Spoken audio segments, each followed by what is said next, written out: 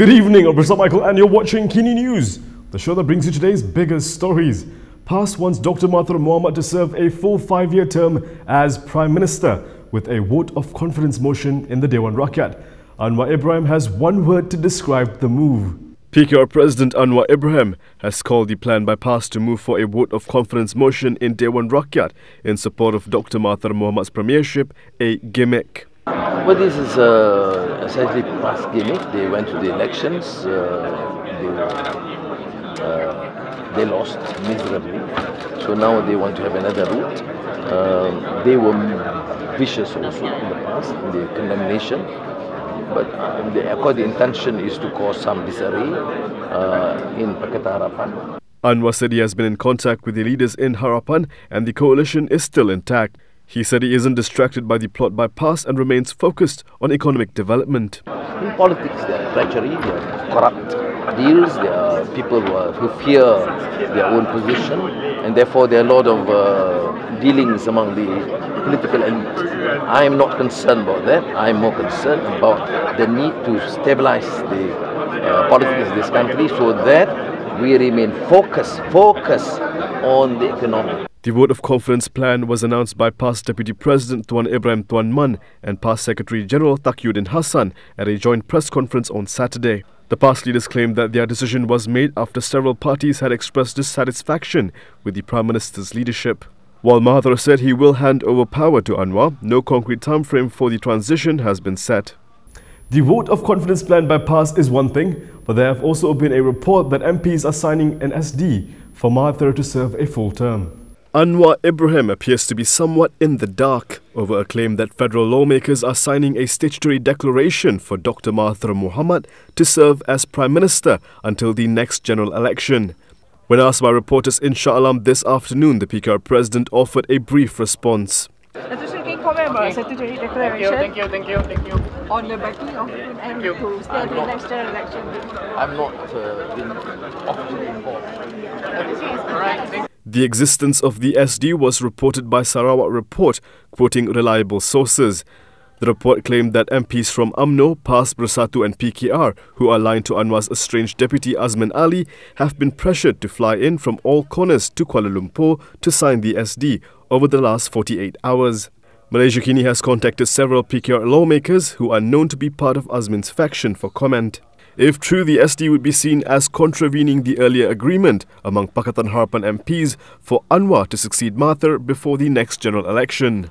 If I told you a 2-year-old was flung out of a moving car after a high-speed crash, you'd expect the worst. But this time, the boy survived and it's all captured on video. At 3:21 p.m. on Monday, traffic was moving relatively smoothly southbound on the North-South Expressway near Senawang before a Perudua Maiwi, which police say was driven recklessly, caused an accident. What happened next left many in absolute shock. A 2-year-old boy was flung out of his family's vehicle following the crash caused by the Maiwi.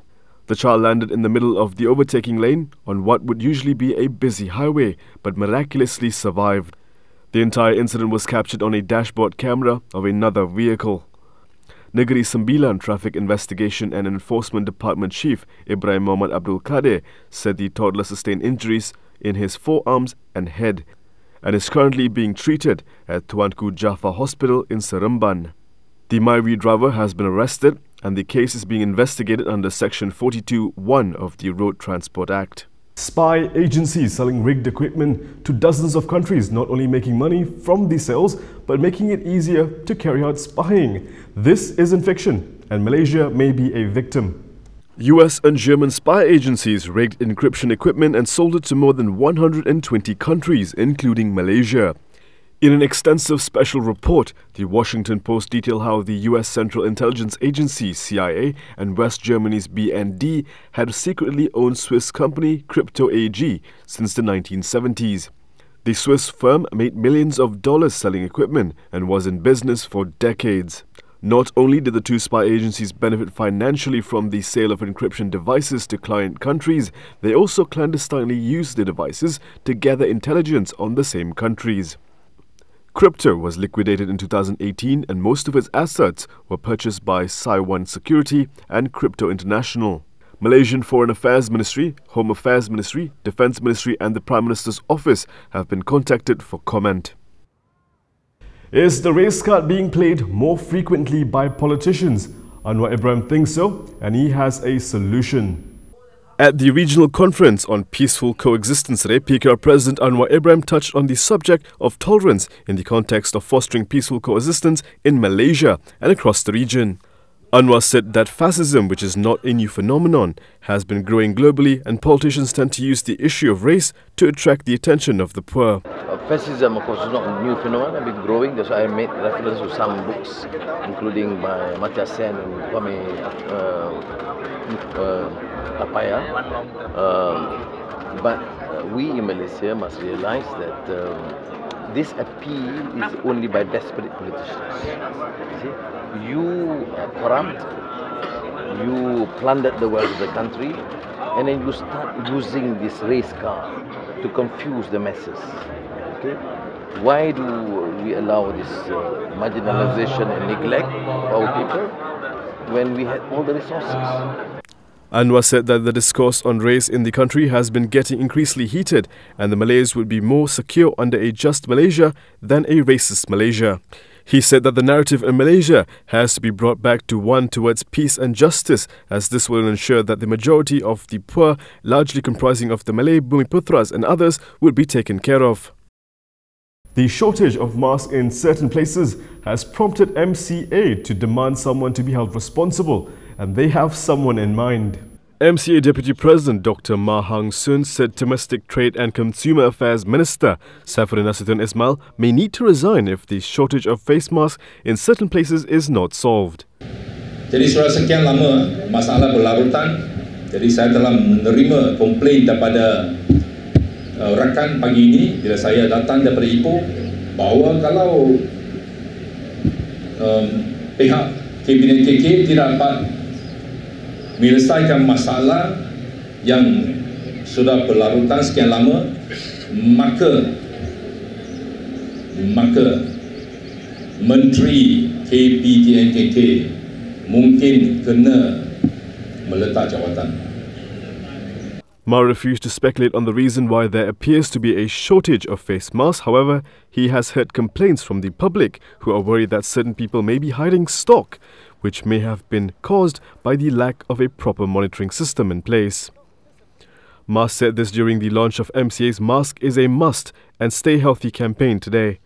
Yesterday, Finance Minister Lim Guaring revealed that the government will be creating stockpiles of face masks throughout the country to deal with shortages. Coming up next, the coronavirus finally has an official name. Will Samsung ever come up with a smartphone that will help it catch up to Apple's iPhone sales? All that and more after this.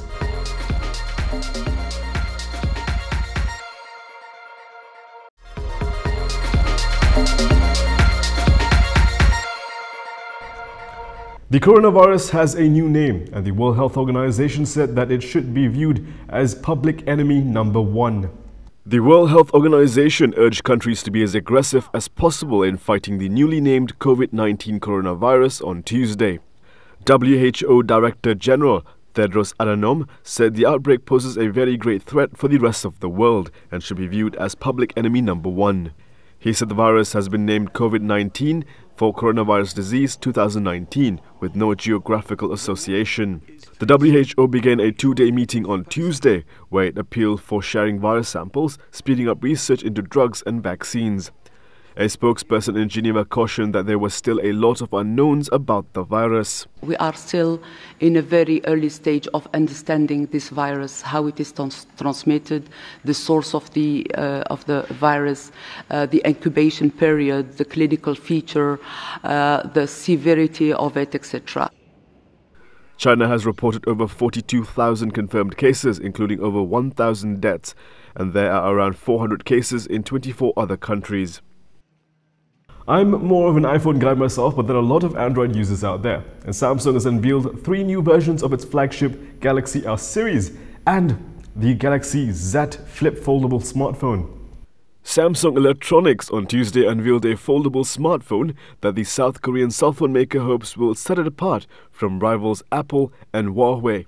It's the Galaxy Z Flip or Z Flip. This is no ordinary smartphone. The Z Flip, which is available this Friday, will feature the industry's first foldable glass display, resembling a square makeup compact when folded, but matches the dimensions of most other smartphones in the market once opened.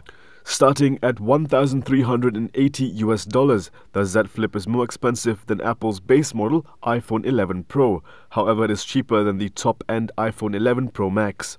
This is not the first time Samsung has tried its hands at a foldable phone. Last year it introduced the Galaxy Fold, which featured a plastic display, but was largely panned in its debut. As part of Tuesday's debut, Samsung also unveiled 3 new versions of its flagship Galaxy S series. The Galaxy S20 features powerful new cameras that now allows the user to record in 8K with fast 5G wireless connectivity. Samsung lost its #1 smartphone position to Apple in the December quarter, according to International Data Corporation, as the cheaper iPhone 11 pricing helped Apple enjoy its best growth performance since 2015.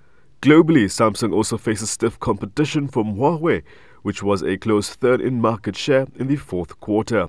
Although the Chinese company is caught in a battle with Washington over security and technology, especially 5G. And here are more headlines from today.